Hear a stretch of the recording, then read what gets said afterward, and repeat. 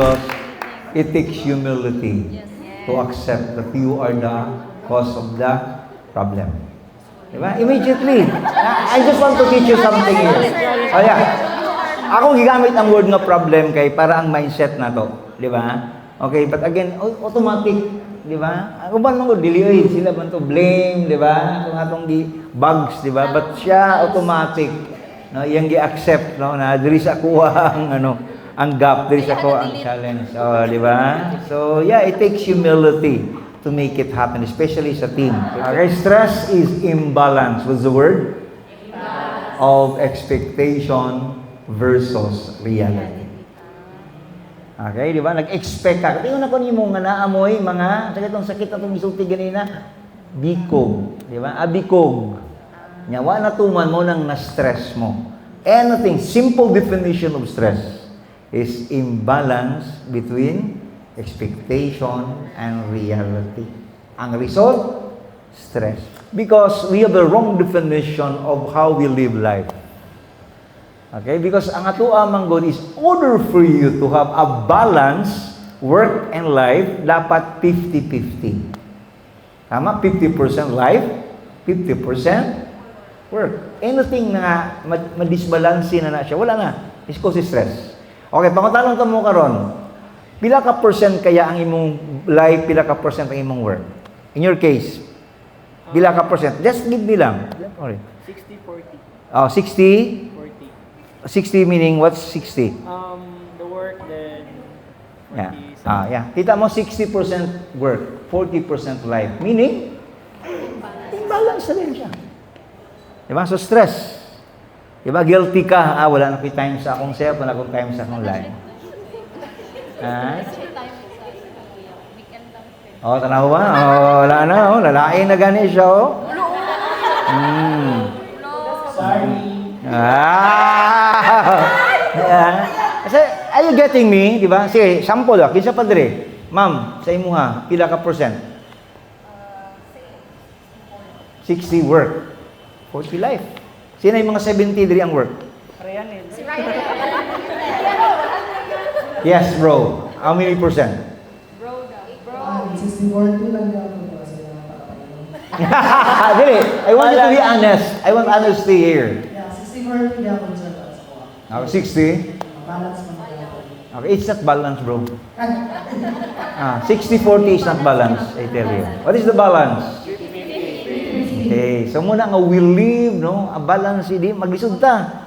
Because again, we have a wrong equation of how we live life. Okay, so gusto niyo matuto paano? Gusto turuan ko kayo, what's the, dapat daw mindset, no? Para at least mabalance mo yung life mo.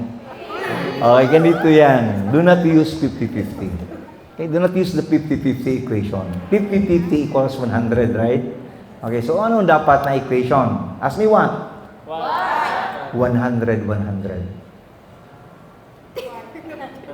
Because when you are with your life, give 100%. When you are with your work, give 100%. All out.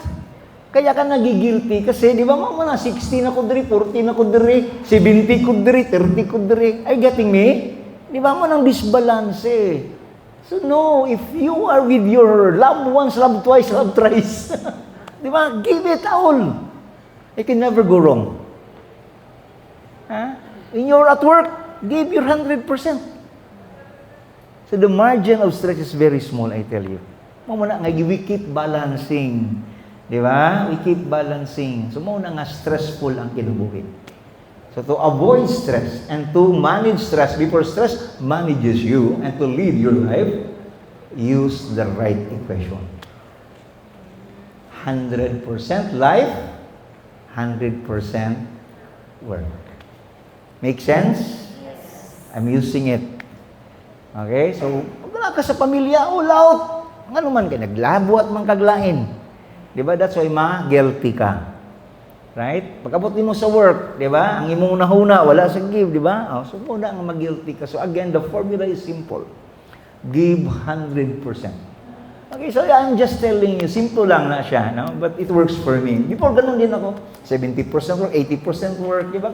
You have dreams, monggo, di ba? Gusto itong ma-achieve. But sometimes you forgot that there are essential things in life and we can balance. Basta, the formula is simple lang. Pag na 100, 100. Pag nasa trabaho, give it all. Okay? And pag nasa life, give it all your best. And the best come back to you. Okay? Sige, so balikan nato itong communication na ito sa games. Okay? Actually, simple naman kayo itong game. Kaya lang, there's a twist because naanad taog verbal communication.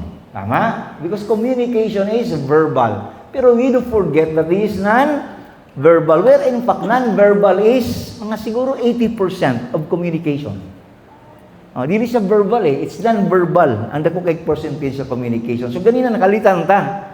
Diba? And tama yung sinabi ninyo, more than 5 or more than 3 nga instruction, lisod na siya. And gibutang ta mo sa level nga extreme, no, 5 steps para matest na mo ko. Okay? So, yeah. So, communication, no? Communication. So, what is communication, di ay? Okay, the definition of communication is message sent, message received. Tama, hindi? Ganun naman eh, di ba? Parang text, message sent, message received. So, there's a communication. Kaya lang, di ba? Sabi natin, manong wala mang gyapon siya, no? Nahitabo ang akong gusto nga isulti sa iya, ha? Bakit may mga gaps? Bakit hindi nagkaintindihan? Because the definition should be message sent, message received. What's the middle? Sinabi mo, ma'am, is it understood? Comprehension. Nasabtan ba? Because the mindset of Filipino, pag naganitay, i-present ang atong last nga buhaton, any question, dahil mga tana wala. Most likely no. Because the mindset of Filipino, pag mangutana ka, jogo ka. Tama? Otso-otso ka. Bobo ka. Tama? Muna nga maulaw ta mangutana. Niya asa man ta mangutana, sa atong kauban pud gawa pud kasabot. Ginoon eh. Okay? This is real, I tell you. Kaya nga, kabalo ba mo nga naiduha ka GC karon, di ba? GC nga naa ka o GC nga wala ka.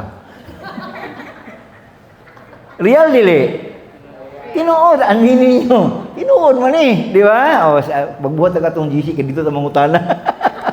Uunsa ganito. Di ba? Tinuod man eh, kabalo ko, di ba?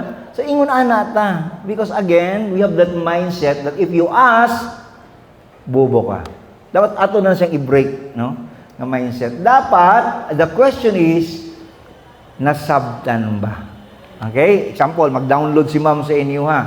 Okay? Ingani ang buhaton. Do you do meetings?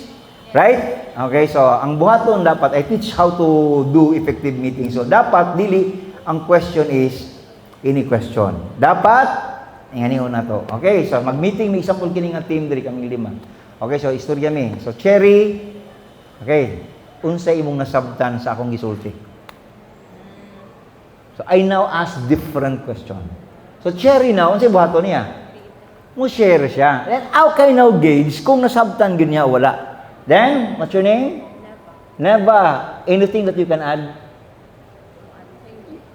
Kita ninyo? Okay. Tapos na ang meeting ngayon. Tomorrow we'll have another meeting. Do you think these people will not listen? Aminaw ni dili? Yes, why? Yes, that's it. That's why wala ang mga tao. Di ba?